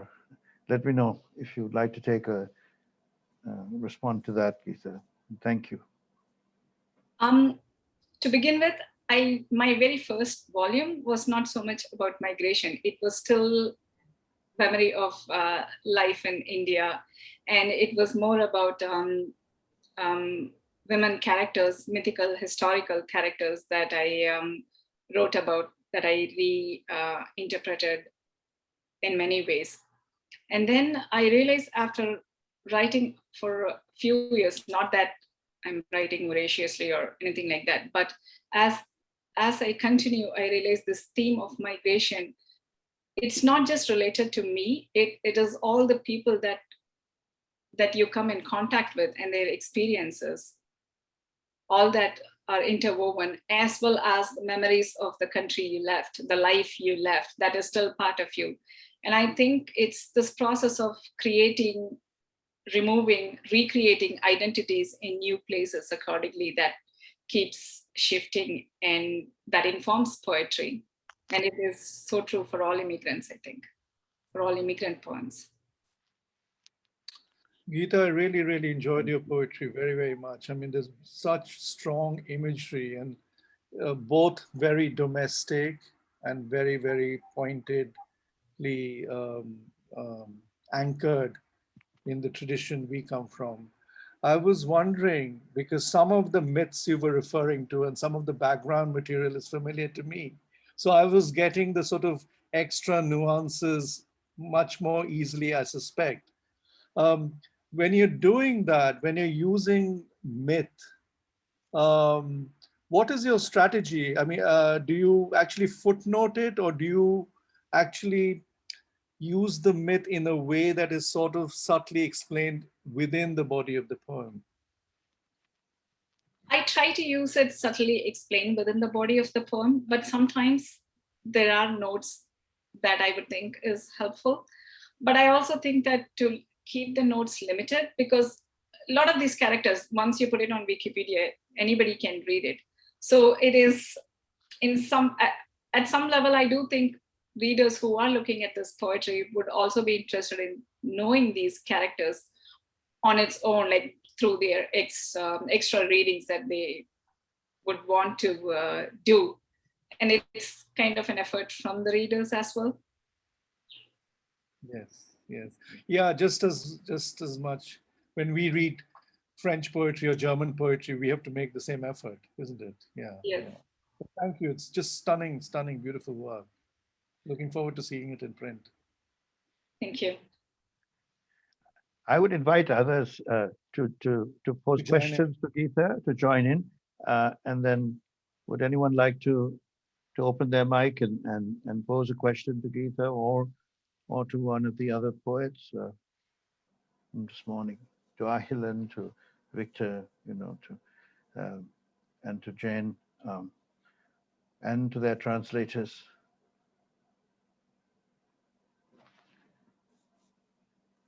If not, Don, are you? So there is a question from John in the chat box. Are Geetha's translations presented in the form of prose poems? Geetha? Actually, I think I have written them in the form of prose poems in the Tamil as well. So the form hasn't changed as much in English.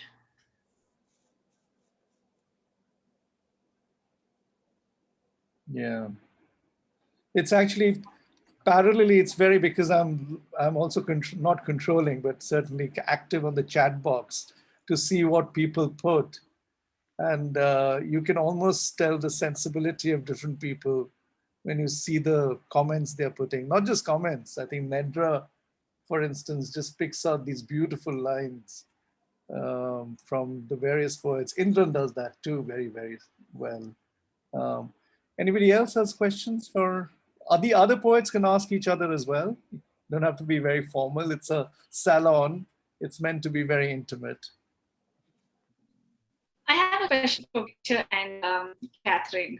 So as I was following your conversation, I was thinking, so at precisely what point the writing stops and the process of translation begins when you keep sharing these poems and the translations? Katherine, do you also give the translations to Victor to see how it works with his poems? Like, how does this process work? Well, like I said before, it's kind of evolved.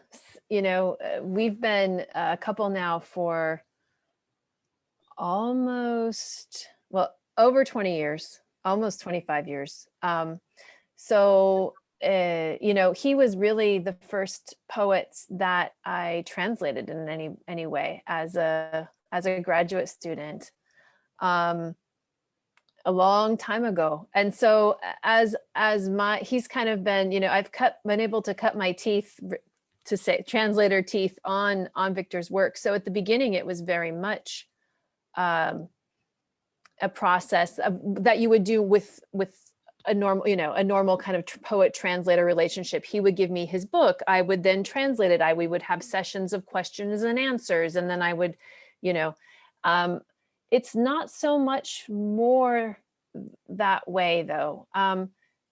Again, it's because of this process that Victor mentioned of kind of working together with this, almost at a metalingual level, right? It's kind of conceptual at this point, and then we each put it into our own language kind of a thing.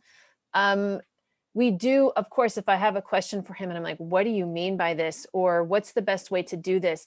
But I have kind of developed my translational poetics of his work in the way that he's developed his poetics in general. And so we don't have these, it used to be like epic battles, right? No, this is what I want to say. And he'd be like, no, this is not what you're saying, and now it kind of just is this weird synergy thing.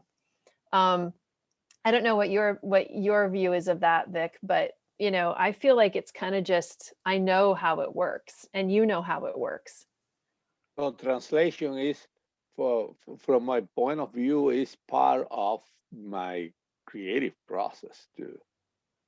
And when I am writing, I am translating myself many times, and it's just another conscience, and that helped me a lot as a writer because I am seeing my own writing from outside, and this is a very the experience, and almost all of you are bilinguals. That helped a lot. You can see feature of the language, meanings that you are not able to do just if you write in just one language. Just to have one language at this point is a disadvantage for a writer. Thank you. And this is what I think about that. May I just intervene on the question of when you mentioned about the disadvantage of one language, and ask Ahilan a question about writing in Tamil in Sri Lanka, because you have Sinhalese and you have an English, other languages on the island, and Sinhalese being the spoken by the majority of the population, and Tamil a minority, and so on. Can you speak about how other languages on the island influence or don't influence your writing in Tamil, and whether there is an open border between the languages, and influences go back and forth, and literatures are read, or is it very isolating? Is your experience in Tamil, you're conversing with the tradition in Tamil as opposed to the tradition in Tamil and contemporary poetry in other parts of the island? If you could speak about that. Thank you. Yeah. So sadly in Sri Lanka, within the island, translation is very lacking. So compared to Sinhala literature, Tamil translators, especially the Muslim, because of the geographical condition, they have to know the Sinhalese and Tamil. So most of the translators of Sinhala literature as Muslims, they translate into Tamil. That's happening one way. And the other way around is very lacking. Maybe I don't know. So Sinhala literature is not much influencing the Sri Lankan Tamil literature, in my point of view. But the Tamil is not bounded by in Sri Lanka, so Tamil Nadu and diaspora and everywhere it's there. So more translations happening, especially in Tamil Nadu. Most of the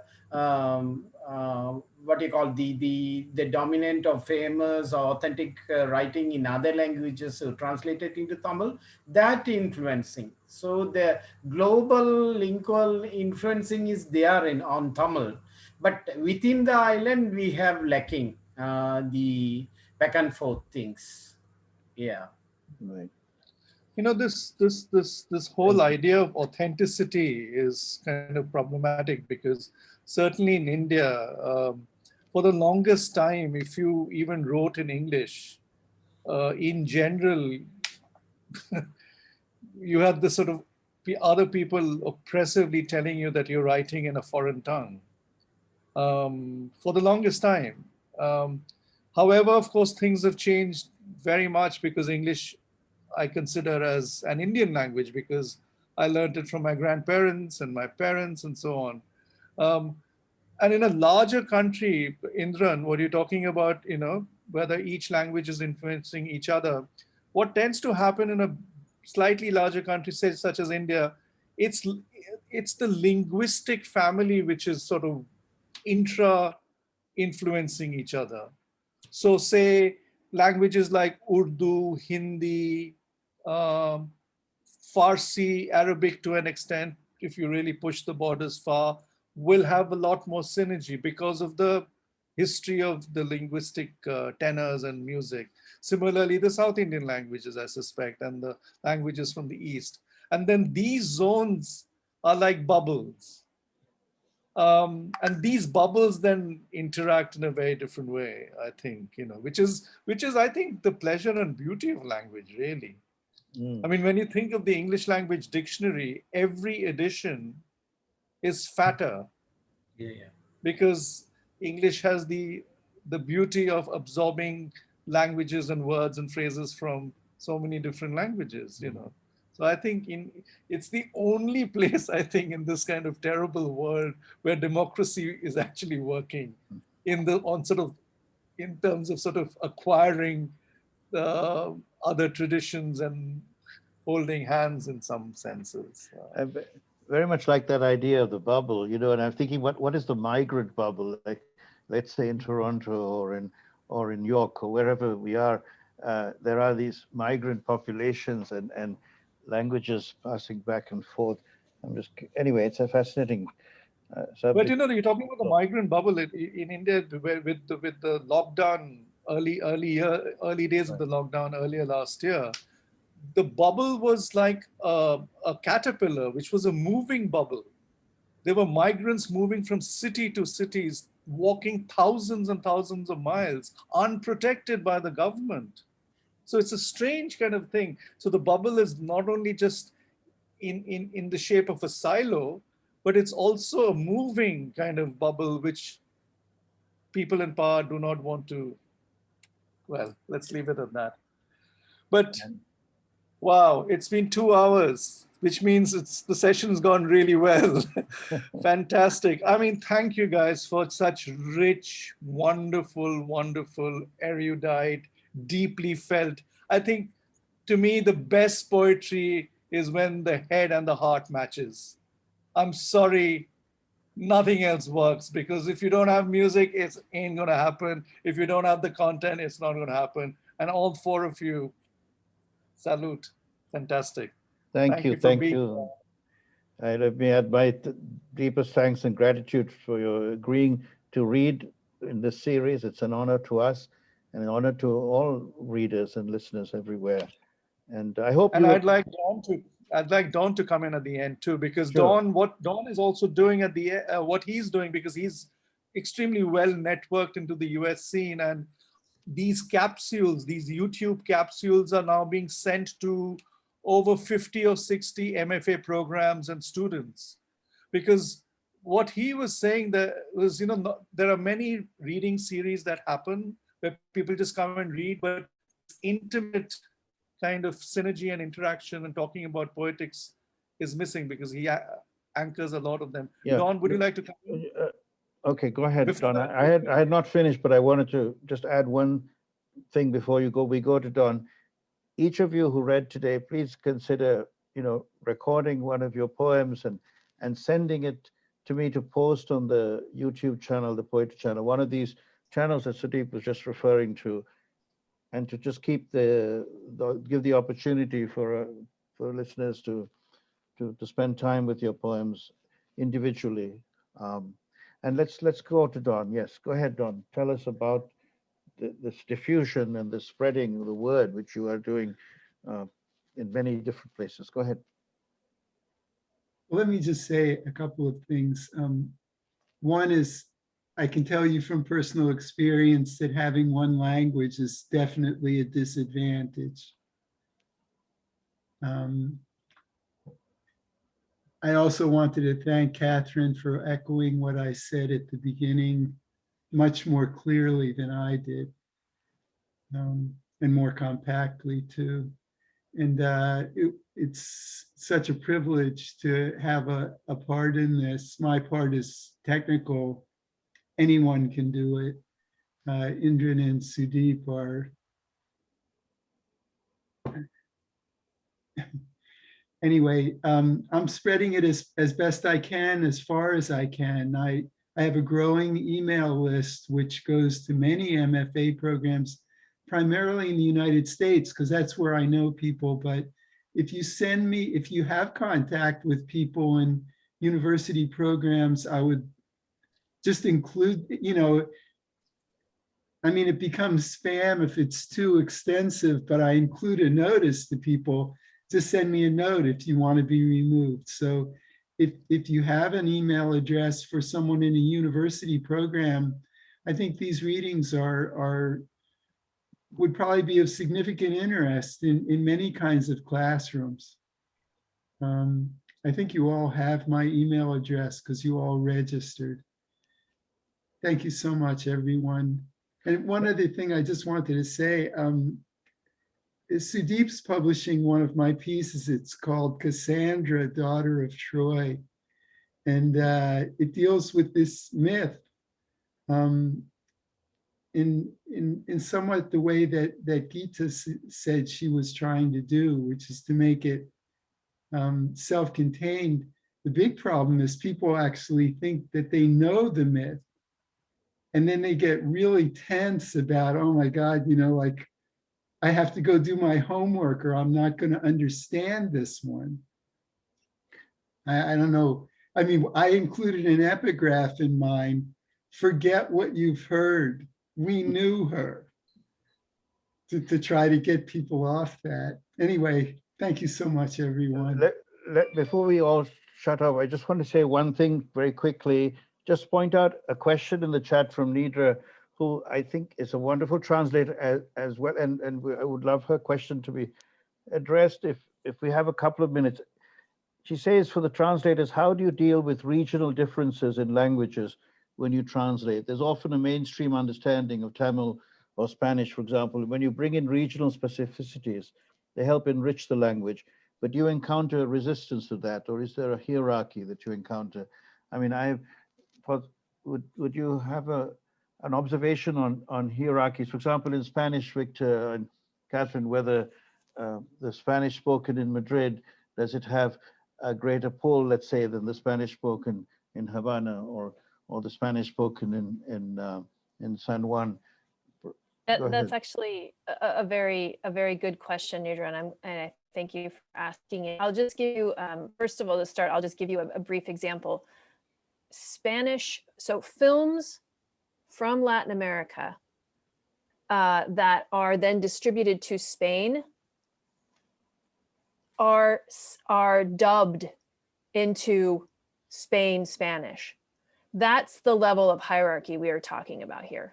Okay, I mean, this came when the well-known film, Mexican film Roma came out. There was a huge dilemma, right, about this, because there's no need. There are differences, but it's not like you can't understand the Spanish, right? So the way that Victor writes so much of his Spanish, it is Cuban. It's not, I wouldn't even call it Spanish. I'd call it Cuban. So someone from Mexico might not understand the lexicon in the same way that an American might not understand the lexicon from, say, like Britain, and vice versa. And so one of the things that I've done in my work to kind of combat that a little bit, to combat that hierarchy, is, and you might have noticed it, is that I keep some words in Cuban, but I don't put them in italics as a way to, because italics for me signals foreignness. And I want to reject that idea of somehow this is foreign and different. for lots of reasons, and I can talk about that at another point, but it's this idea of expanding our knowledge, our definition of what language is and what is part of the language and what is not part of the language and which is other and which is us and those kinds of things. So it is very much an issue within Spanish. And that's the way that I've tried to deal with it in this work specifically. Thank you so much. A wonderful answer, very helpful. And very quickly, Geetha, would you make an observation about Tamil, the Tamil of Chennai as opposed to the Tamil of Jaffna, and then how does your own growing up with Tamil in Indian Tamil as opposed to Sri Lankan Tamil, how does that influence the decisions, the choices you make when you translate Ahilan's poems into English? Yes, although Tamil is a common language between Tamil Nadu, southern India, and Sri Lanka, culturally there are many differences, and even the words, the way the words are used, they may be the same words, the meanings change and their context changes. And so that's why every time I do these translations, I try to understand what it means internally within the region, what it means. And speaking about the larger context, I agree completely with Katherine, because when people think of India or talk about India, it's always Hindi, it's always Bollywood, as if everybody eats tandoori chicken and everybody eats naan. There is this essentialization that happens with the notions. So that is why even in my writing, I try to keep those regional specificities. And she's so right about using the italics, which I also don't want to use. And I refrain from using too many notes as well, because to some extent, the readers also have to step up to what they are reading. We take it for granted when it comes from French and other languages that the readers are expected to know this. But when it comes from the global south, that is always an issue that I find. Thank you. So before we end, just as Indran said, please contribute video recordings for his channel. All of you are free to also submit. I think most of you have my email. I edit the international poetry and fiction section for the Punch magazine, and some of you have been featured there. I'm obviously very, very biased when it comes to translations. So please send in your work. The good thing about Punch is we published anywhere between 12 to 15 poems per poet. So you really get a good sense of their work with a little essay. So do consider sending your work to me for the future. Yeah. So yes, it's nearly midnight in my country. And thank you so much, all of you, for making this this episode rich. And I always go back, humbled, and I learn so much every time, we host this, and it's a real treat. And thanks to the poets and translators. And please come back and listen to the other poets who are going to be coming. Who's that little boy? I want to just say hi to. I see a little child. It's so nice to see that. Nedras, hello. Yes. So good night. Take care. Bye. Thank you. Bye, thank you. All the best. Bye. Bye.